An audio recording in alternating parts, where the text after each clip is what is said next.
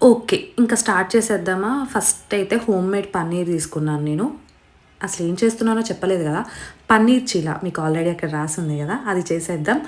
పన్నీర్‌ని చిన్న చిన్న క్యూబ్స్‌లా కట్ చేసుకొని, బేసన్ దీనికి కొలతేం లేదు. సుమారు తీసుకున్నాను నేను. అండ్ ఆనియన్స్ ఏసేసుకున్నాను. మీకు ఏమైతే వెజిటబుల్స్ కావాలో అన్నీ వేసుకోవచ్చు.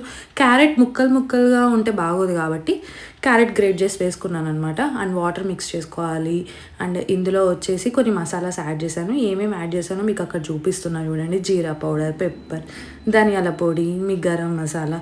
ఇంకా పిల్లలైతే చాలా ఇష్టంగా తింటారు ఇది. ఏ వెజిటబుల్స్ ఎవ్వరు పిల్లలు తినట్లేదు అని అన్నా కూడా ఇది హ్యాపీగా పెట్టేయచ్చు.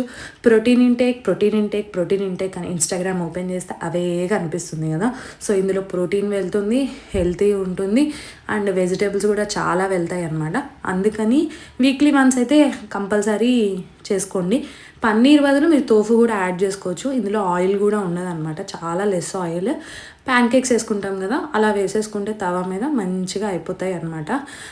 చాలా టేస్టీగా ఉంటది. ఇది మీరు ఇన్‌స్టంట్‌గా చేసి పెట్టుకొని తర్వాత ఓవెన్‌లో గానీ, లేకపోతే ప్యాన్ మీద వేడి చేసుకొనైనా పెట్టుకోవచ్చు.